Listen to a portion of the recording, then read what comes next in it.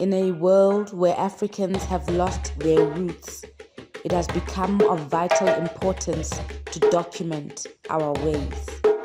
In an effort to reverse the brainwashing of the past, where we were made to believe our ways are demonic, we are pressed to create dignified and respectful platforms to unpack our spiritual ways. Moya, light, Moya, bright. Welcome back, guys. Thank you for all the support. We are definitely growing. I'm going to put up the banking details though for all of you guys who are forgetting to contribute. Your tithe is very important to us because, as you know, we've got Ketso and Kolani helping us on production. So we would like to give them a few cents. Thank you always, always, always for all the messages, all the interactions, all the engagements. Remember last week we had the winter solstice episode. I hope you caught up on that and sort of understand it more because it helps you align izinto zenu, obviously. And there was the African calendar series that went with that one. So just learn to move your spirit to the rhythm of the earth. And what's so absolutely amazing is that Africans worldwide, all over, we are all the same thing. Wherever you find it on this globe, it is resonating the same energy. And what's interesting about these times is that we're at a time where now the Africans are realizing that, yo, man, we're Africans. And we are Africans. The brainwashed, everything is all the lies, the facades are coming down. From our side, we used to get a lot of information about the Black Americans and we'd get all their culture and stuff, but now it's starting to flip mode. And that's why we've got today's guest, President Lavell Walton from the United Global Kingdoms of Africa, which is a Pan-Africanist movement grabbing Africans from all over the world and moving them in the direction of Africa. Brother. Glad to be here. What an introduction. It's such a privilege to have you here. Yeah, thank you. Thank you. I'm glad to be here. So let's start at the president, the president of your movement. Please, can you give us a bit of background About the movement? About the movement and how it relates to you, because we are going to go into your story. Okay, yeah. The whole movement with United Global Kingdoms of Africa, it's really about the return and the reconnection of all Africans living in the diaspora and those on the continent.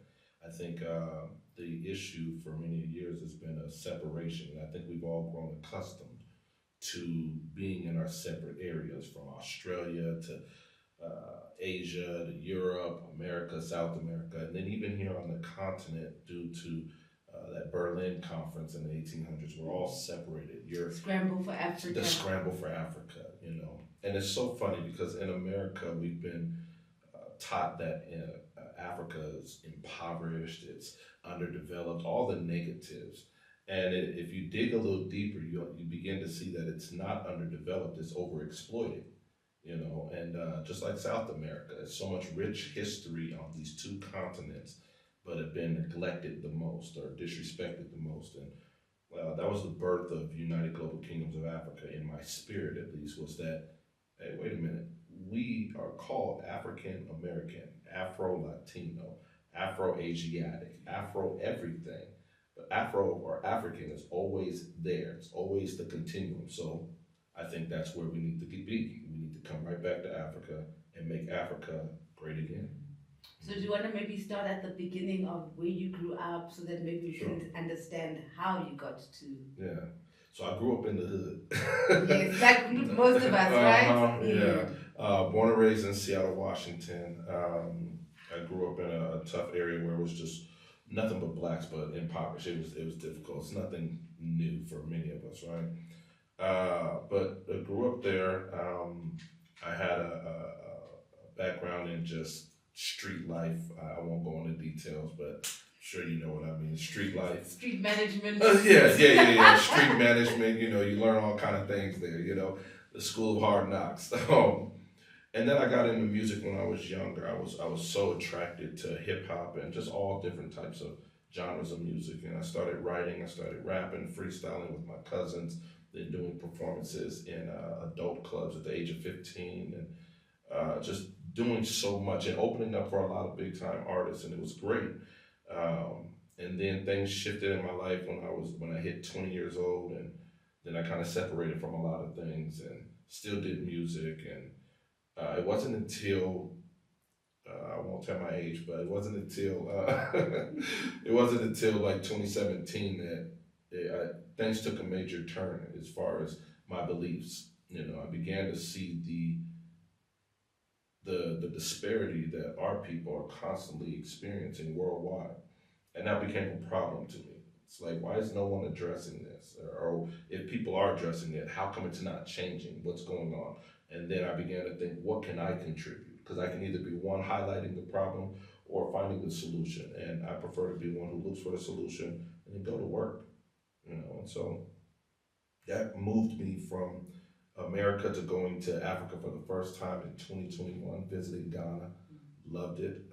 Went back to the States, and then I finally came to South Africa, and I just felt like this was home. So this is my fourth time here now. What was it about your experience in Ghana that made?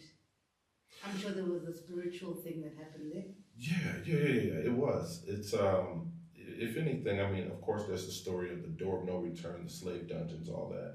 But what really got me was just the people, the love. Nobody's perfect. You still gotta, watch it. Don't be gullible coming to Africa, or Yeah, what does that mean? Basically, that? yeah. Don't think, oh, it's all kumbaya. No, you will you will find trouble somewhere, right? But at least like you gotta have some sort of street smart, something. But it was the peace. It was the minimal violence compared to where I was from. Where I'm from, in the news every day somebody shot. I used to sleep through gunshots. It's like it's normal. And out in Ghana, that's not the norm. It's a problem, and it hits news. It's periodic, but it's not the norm. And that for me was like it's finally like I felt like, oh wow, I finally got some sleep. That's how it felt. It was that relaxing. Like, wow, I finally get to rest. And I got addicted to it. I said, no, I have to be here. I have to be on the continent. Mm. Even when I came here to South Africa, Johannesburg, I know there's trouble. I know there's, all that kind of stuff, but it's less than what I'm used to hearing and knowing.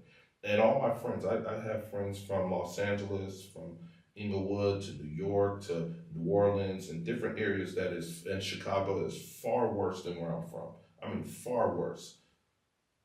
But I look at the amount of tragedy that happens on a daily basis where I'm from, and then come to Africa and find out, wow, America, you have exploited the negative moments, but it's not a negative moment every day. In South Africa, you have Ubuntu. In America, we have dog eat dog. You get it or you get ate. It's simple. Coming out here, I finally got some rest. I love it. And I think that's why UGKA is so important, so people can come back and get that and find that, wow, we don't need to fight each other because we have more enemies. Yeah, it's home. That's a difference. So when you look at like Soweto and the projects, can you give us a comparison and just the projects in the U.S. compared to Soweto? Our townships here, because I mean black spaces. Let's look at the black spaces. I've been to a few, from Alex to Deep Slough to Soweto. Yes. I would say the amount of crime compared, America is worse. Still crime here, yes, but I would say the poverty is worse here than it is in the States. The drug usage in the States is worse. As I mentioned before, Ubuntu, people still caring enough to make sure you eat. It's almost balanced, but I think the care is here more. That's how I would compare it as far as the buildings. There's more houses here in the hood, right? Or in the hoods here. Yeah. Out there, like in New York, they have projects, tall buildings, skyscrapers with like hundreds of units, right? Where people are just stacked on top of one another. And of course, you're gonna have a lot of crime because black people, we need a little space. You know what I mean? Of course. and we're supposed to. I mean, we come from, our ancestry is here in Africa, the second largest continent in the world. We're used to having a little arm room. Yeah. And we love one another a lot better when we can just move our arms around, And America, it's not always that way. And on the side where I'm from, on the West Coast, there are more houses, there's more land mass or stretched out, but uh, I don't know. It's just it's a different environment, a different climate. Land is important, basically. Yes, land is important, and I think that is one of the number one, if not the number one, interest for a lot of blacks coming from the diaspora is land. Not to steal, not to colonize, not to take over, but just a place to call home, space. So in America with land, we don't own any of it. If you don't pay your water bill, you can have your land repossessed. If you don't pay property taxes, you can have your land repossessed. That's America. You don't own. You think you own, but you don't own. You occupy. Here, if you have it, you have it. It's yours. If you don't pay your water bill, you just don't have water, but you still have your home. That's the difference. It's way more freedom. Sure. What do you think the psychological impacts of slavery have been on Americans? That's not my fault. All right, ask the question. It's funny because you just said, and I was like, no, that's not mine. I almost checked, like, no, I don't have that ringer. When it's time to shoot, that's the only time that voice will ring. Always, huh? It's going off now too. Always, love it. So you just hang up. Oh yeah, you put on silent, Yeah. Excellent. So we were saying that. What do you feel that the impact of slavery has been on the Black American psyche and even spirituality? Where are you guys? Okay, so as I said, I've been here. This is my fourth time in South Africa. I've been living on the continent for a sum total of about 17 months. Colonial mindset and slavery mindset is similar, just the separation of land or home. I think with slavery mindset, for a lot of Black Americans, it's hard to trust again. Because we know history. One, we were stolen. Two, we were also sold. So to trust again is hard. But the craving to come home is just like resounding, right? Not for everyone. So obviously there's the confusion, and some people are so upset with Africa that they end up saying, oh, we're just indigenous to wherever we are, which isn't accurate. Now, there's some parts of history to where our people, Black people, went to these other continents and explored. I mean, of course, right? Yeah. But we all still derive from the soil. Yeah. The mindset is that of a lack of trust, difficult to open up again. I would also say it's created a individualism. I have to survive. I have to take care of me and my family, me and my household only, but knowing there's a proverb, African proverb that says it takes a village to raise a child, right? But nobody wants to let the village help raise that child anymore. Used to be that way when I was growing up. And when I was growing up in the neighborhood, if I did one thing wrong down the street, I remember the Hardy family, I remember the Stevens family, all of them was like, hey, I'm gonna tell your grandma, boy. You know what I mean? So everybody up the block knew, and I had to deal with that, but it was all of us. It was all of us together. That doesn't exist. So the slavery mindset has created a separation. There was a time where it was only us. We had to look out for each other. And now, everybody's on their own. I see that in the effects of colonialism as well. Yeah, the clever Blacks decide. Yeah, the distinction between the upper class and the lower class, and the gap is widening. And I was at a restaurant out here not too long ago, and I asked one of the waitresses, I said, who do you get the worst experience from? Is it the whites, or the Chinese, or who is it? And she said, no, it's the Black people who have money. Like, how is that possible? Did you forget where you came from? And the answer is for many, yeah, they forgot. Sure. So welcome to colonial mindset and slavery mindset. The very same. Do you think we'll be able to reverse that though? Ooh, you asked me a real question right there. Um, yes and no. Um, I hate to say it this way, but some people just are not going to make it. They're just not going to make it. Um, I think it can be reversed through a lot of education, a lot of counseling and restoring, a lot of communication, so that I believe every relationship is based on trust and understanding, and communication is what develops those two things. So I think it's going to be a lot of that needs to take place. Um, I also believe that UGKA creates the bridge to make that happen. So people have to be here on the continent for it to happen. I believe that people have to be willing to, something Julius Malema said is like, let's remove the borders. We need to open up Africa, to all Africa. And I think in order for it to be reversed, something like that would have to happen. We almost have to be forced, but some people are not going to make it. Some people are going to hate it and still have a xenophobia or tribalism that will still exist in the hearts of some folks. But I think there's a possibility for the majority through education, through willingness to try. Um, it is possible. It's just going to be a tough road. Not a long one, just a tough one. What do you think some of the dynamics that we have to address? Because obviously it's going to be hard when you say breaking all the borders, so all the diasporas all coming in now.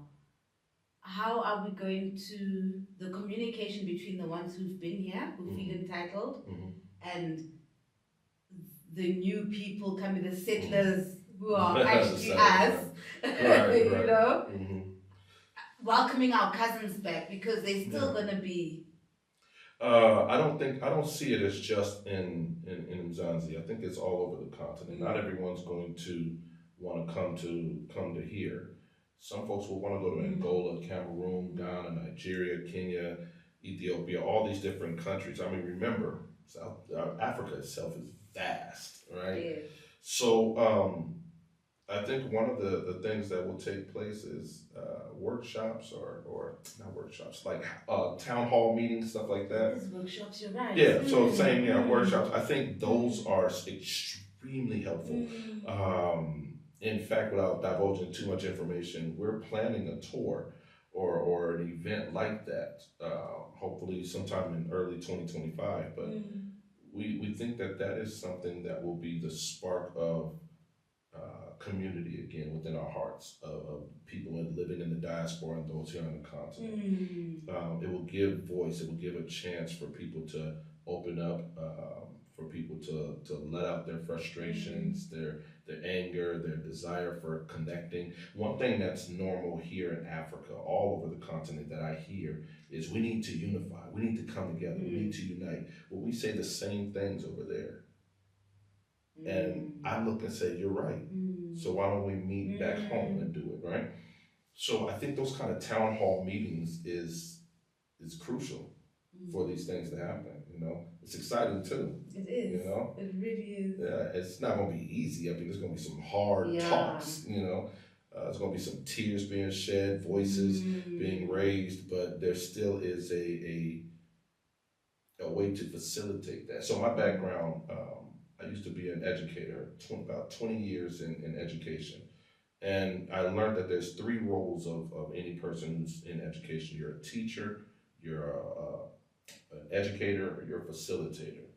And the teacher usually is the one on stage just sharing all the information, right? And the educator is usually pulling it out of people. But that facilitator is what I wanted to master. And that was the one who created the environment for other people to pull out what's already in them. And so that's what I think has to happen with a town hall meeting where we can facilitate people pulling out of them the reason why we should come together. There's more similarities than there are differences with us. But we only see that in meetings like that. What do you think is the role of the diaspora? The role in Africa? in Africa. Oh Mm. man. So number one, I think the role is bringing back knowledge share. Um, because of the things we've experienced living in these other countries with the same folks who colonize Africa, but living where they're the majority, in those areas, in coming back home, we're able to see around the corner. So when I got out here to South Africa, I noticed, for example, Soweto, right? A lot of gentrification. Yeah. Gentrification been started in the U.S. Yeah. Right. I look at Hector Peterson, right, being shot, the young boy being shot in Soweto. Well, Emmett Till, Hector Peterson was what, in the 70s. Emmett Till died in the 50s, and that sparked the civil rights movement. And the Hector Peterson youth movement, that sparked there, right, in the 70s. So we're able to see what took place around the corner because we've been there just a little bit before y'all. And then you all are going that same direction. I think the role of the diaspora, for example, here in South Africa, is to tell you what's around that corner, so that you don't go that way, but you go this way instead, right? I think also it's the economic prowess, like the things that we've learned over in these other countries, in America specifically. We've learned how to enterprise, we've learned business, we've learned manufacturing, we've learned these things, only to come here and find out you all have exactly what it takes to do the exact same thing, but you're not given no credit, nor freedoms, or the resources. So I think for those in the diaspora, come back home and create the opportunities and work together. Some things don't require a lot of money, they just require a lot of motivation. People working together and making it happen. I think that is one thing. Knowledge share, another, as I mentioned before, humanitarian efforts. I know folks who are dentists and doctors who can come back and provide some education on those things without using the medicines. I have my own personal views on all that stuff. Yes. No pills, none of that. But what do we know about the anatomy or biology? So there's things that we can bring from a humanitarian aspect, technological advancement aspect, knowledge sharing, economics, all those things that will make Africa great again. But starting first with the African. Yes. So when you say starting first with the African, you mentioned when I met you, the difference, some of the differences between the Africans this side and that side. So one of them was time. Shoo, that's not a difference. We are too similar. Y'all out here. So in the U.S., we say, I'll be there in just a sec. And that's usually about 15, 20, 30 minutes. Y'all say, I'll be there just now. That's usually about an hour. Yes, correct. Y'all will say, I'll be there now, which means about 5, 10 minutes. Yes. In America, we'd be like, hey, I'm on the way. I'll be there in just a minute. That could be a long time. But it's when you all say now. It's like you need about 3, 4, 5 nows. And then they're like, oh, that's about to happen. The closer it is. Yeah. I'm like, my goodness, just tell me what you're going to do when you're going to do it. It's the same. In the States, it's the exact same. I'm like, my goodness, we are too similar. Right. Yeah. We belong here. We belong together. We got issues. So then, one of the things that was beaten out of us was our spirituality. And I'm sure especially the diaspora being removed from the motherland. So tell us about the spiritual journey. I think it's been, I'm going to put it out there. Religion is the problem. From Christianity to Muslim and all these other religions, it's like a concerted effort to tell us how to worship God. It's like, wait a minute. When you come home, you realize you're free to worship, freely, to open your mouth, to raise your hands. You're free, but just take the shoes off your feet and walk the earth. Let the earth remind you. Eat the foods. Let your blood remind you who you are. Like, you're free to worship freely, right? I think it was spirituality wasn't beaten out of us, but a method of how to do it has been beaten into us. And now we look at African spirituality as taboo and begin to demonize it. And when I read the scriptures, having been in Christianity, I read it slowly. That whole Old Testament, I'm like, wait a minute. I've been here on the continent. Y'all do the exact same Mm. things that are written, which only proves that this book has been talking about us Mm. the whole time. Mhm. It's not taboo. It's not demonized. It is heritage. It is culture. It is the way we're supposed to be living. For example, I meet people from out here who say, "Oh no, we let the land rest," or farmers, for example, we grow our food, but we always give it at least one day a week to not do the work with the Mm. land. Mm. Well, that's honoring the Sabbath. That's the Mm. scripture. I find the boys, when it's time for them to go from boyhood to manhood, they usually take them up to the mountaintop, right?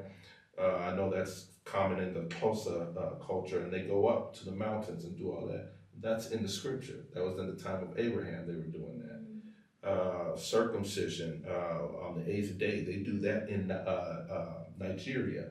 It's all the same. So much similarity from cleansing. When somebody in your family dies, somebody close, could be your niece, your sister, your mother, your father. You have to cleanse yourself for 7 to 30 days. You're mourning, and then the family. You all have a thing called after tears, right? In the U.S., it's just memorial, or we call it a what do they call that? A reception afterwards, basically, where you cry the tears after the person is gone, the family's over, you're spending time, you're eating, and then they go their separate ways so that you can go through your grieving process. Mm. It's the same thing, and these things are written, Mm. but that's just our heritage, that's our culture. So while we demonize African spirituality, we miss that that has always been our way of living. So what's been beaten into us, religion, has suppressed what's already in us, lifestyle. Mm. That was deeper than I intended, but We're deep here, and where we're deep. oh, good. Okay, Yeah, cool. so Bring your shovel. Yeah, no, we're deep here because we want to understand. Would see. So where did you draw from then as the African American family? Because here we got Izangoma. You know, we at the source, so we know where to find it. So how did you guys, as a collective, maneuver those times? It's just what's in our spirit, you know. Yeah, it was just what's in our spirit. Um, I think that's the easiest way to really say that. I mean, we didn't have too much. So it's like deep in our spirit and our memories, something's telling me to pour libation. Something's telling me to, do this or do that or whatever. Go separate myself and just be alone and be quiet. Something's telling me I need to go home to the continent. Whatever it may be, it was coming from within. We didn't have it around us. Whereas out here, you all have it in you and around you. So imagine collective together. Now it's in us, around us, upon us, in front of us, behind us, alongside of us. That's the goal. When I met you at Nzalo Yelanga, and I'm wondering how an African American found themselves at such a sacred.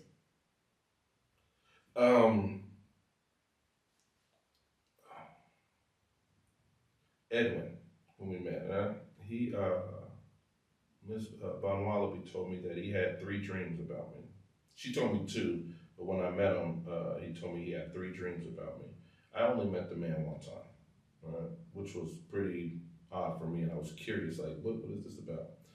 And then she mentioned the winter solstice, and I've been stressed with so much work, so much stuff that I need to get done, and so many challenges and opposition that faces me. I just needed a chance to get away. So a friend of mine, who I met, or I met him first and connected with Bon Wallaby and Edwin through him. Uh, he told me that, hey, this brother had a couple dreams about you, man. They want to talk to you and ask you if you want to go to the winter solstice. And for me, I said, you know what? I want to get away. I need to get away. I just felt something in my spirit just saying, look, I need a place to rest. Yeah. So I spoke with Bon Wallaby and I told her, listen, let's do it. I'm coming. She was just filled with joy, her energy, filled with joy. And she said, good, I'm going to tell Edwin, and Edwin wants to talk with you and all this. So that's how I found myself up there. And I'm so grateful. I learned so much, but I turned my phone off. gave myself a chance to just be in the moment. That's how I found myself up there, and I can't wait to go back to. I But cannot when wait. we were there was things that you knew, like I think was it the Anunnaki conversations about the Anunnaki, The or some of Giants. the yes, Mm-hmm. yes, some of the ancient knowledge. Mm-hmm. So where was that coming from? Research. Years ago, just research. Also, the scriptures in the Bible, and then just conversing with people. As you know, I'm personable, so I talk with folks. The things that people would tell me, I have such a huge love and respect for elders, so I like to just sit and listen. You know, and then I compare everything everyone is sharing with me with what's in the scripture, but then also what's in my spirit. Uh, and when I went up there, I'm like, okay, I'm familiar with this. All this sounds familiar. Start connecting the dots. Like, yeah, you know what? This confirms this, and that confirms that. And I mean, you get so many witnesses all around you. What are you going to believe? You know, that's how it all connected for me. Just connecting the dots.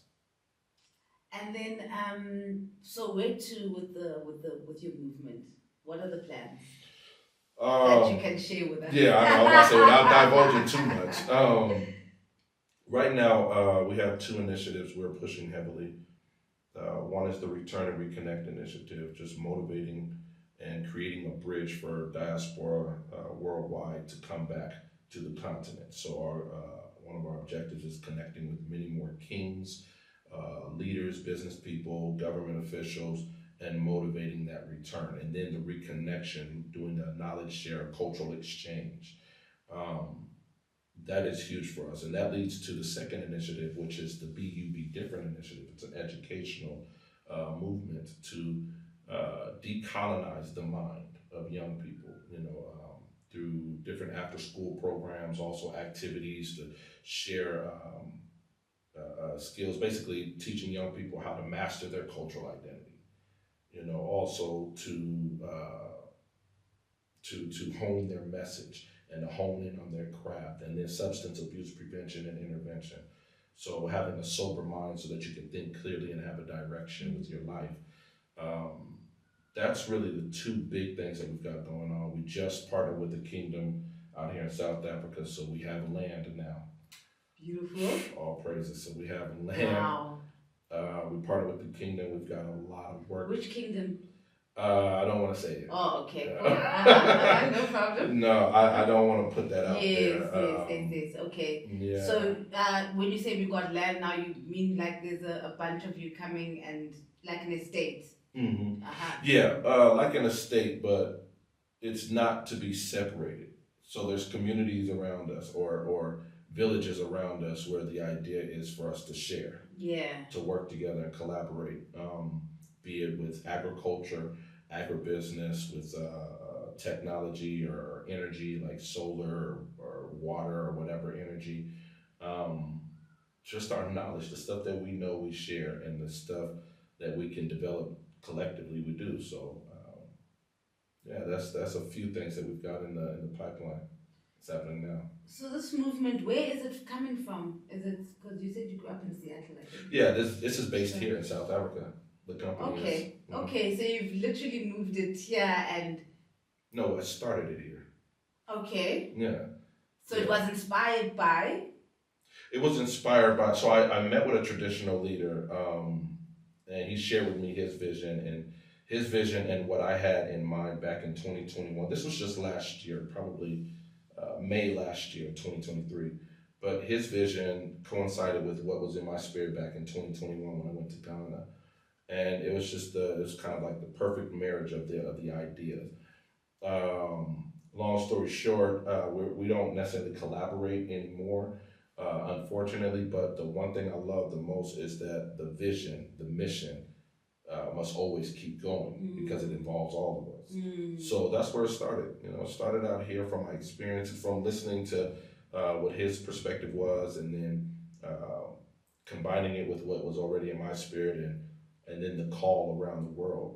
Listening to all the news or tuning into the news around the continent, around the world, and the urgency. What do you think makes us so splintered? Because when I listen to I can hear that this is coming from like Marcus Garvey teachings. So from Someone just said the same thing to me. Go ahead. right, yeah. Yeah. So you guys are the children of that consciousness or school of thought. But everyone's doing it here, here, here. It's, you know, there's Ron Dalton here. There's what's the other guy who talks a lot? the the one who saves black people. What's his name again? Who saves Doctor. Oh, Umar Johnson. There we go. Yeah. You know? Yeah. That is one of the biggest downfalls of our people is everybody wanting to do it their own way. And I think that's going to be the destruction of many of us if we don't learn to work together. Like, for example, you have a full-on podcast show. I don't need to do that.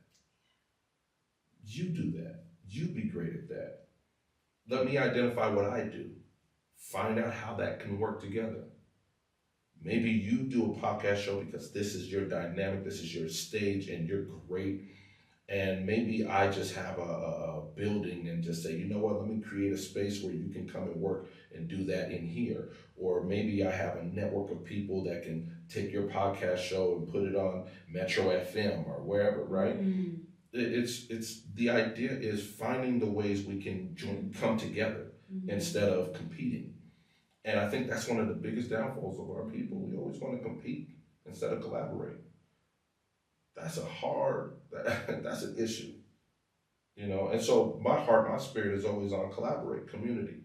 I don't need to do what you do. I just need to bring what I bring to the table and make all of what we do collectively great, you know? Yeah, that is a huge problem.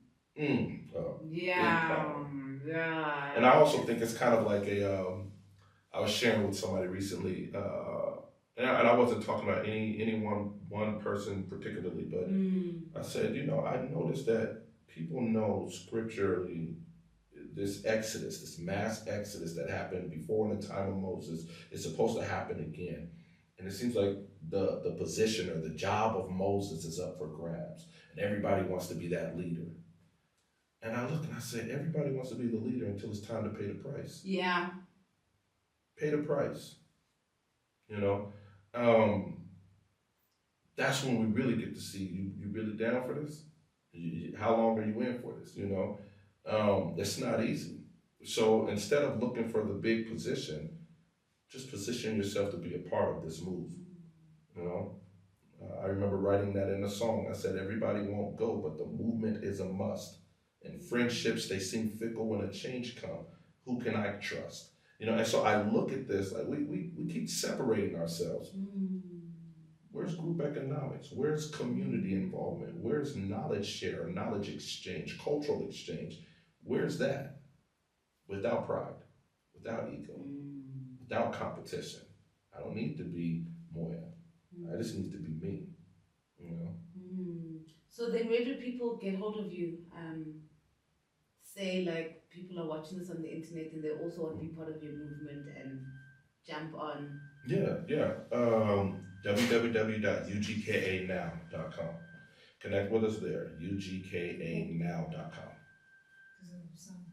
Okay, let's just pause that. Sure. I felt like I was saying way too much. My apologies. I like the exchange. You know what? We connected so much more when we were out there. I know, right? Well, what work now? I know. No, but it's beautiful. Is there anything else you want to break down as we close off? No. On your chest? No. Well, yeah, let me break down how all these people are haters. No, I'm joking. Yeah. We just flow. Okay. Where were we again? You're asking him about how people can find him. Oh, okay, cool. Yeah. So you can repeat it. Yeah. Okay, so if somebody's watching on the internet, where can they get hold of you so they can be part of the movement? And Yeah, visit our website, ugkanow.com. Real simple, ugkanow.com. And learn about what we've been doing, learn about the work that we've done in Hammondscraw with the water crisis. Oh. Yeah, we did a lot of different stuff quietly. Okay, nice. So, like with the water crisis, we provided 10,000 liters of water out there and then taught them how to purify their own water. Oh, Uh, wow. so we've done that. We've done. You'll learn a whole lot more about all the stuff that we've been doing. Even assisting with young people in the in some of the hoods that are dealing with AIDS virus and stuff. So you'll learn about some of those things on the website, and then you'll be able to connect with us on social platforms as well. Okay, thank you so much. It's been such a privilege to host you. Absolutely. And so nice. And you'll just keep us abreast of the more work you're doing and let us know where we can collaborate with you. Yeah, Yes. absolutely. So thank you so much. Thank you. Umoya Ulight, Umoya Ubright. That was another beautiful episode. Remember to like, share, and subscribe, guys. We'll see you again next time. Thank you. Many thank yous. Yeah, absolutely. Thank you for having me. Thank you. That was so perfect. Hey, kids. So, I don't know what that is. It's a different phone, eh? oh, it's another phone. Yeah. How many phones you got? Maybe because I'm like kids again. How many phones you got? Which I know it's good. Was it a little? Yeah, another. It's a different iPhone. Oh, it's my little brother's phone. Yeah, it's his. I think we're trying to find it. Yes. I'm just laughing at how hard you were on us, and make sure you. I know. I'm so bossy. If you remember that? Yeah. She said. Who are you when all you were has been diluted by lies and white lines cancelling out all that which has been written of your history? Why do you look at yourself as a mystery? Doesn't the sun shine because you open your eyes? Doesn't the moon stay situated within the same stars your DNA sparkles off? Your spirit knows that surely corner into it off. Buza umoya so you may return to being well off. Because spiritually you are rich, yet your ancestors cry because you are out of reach.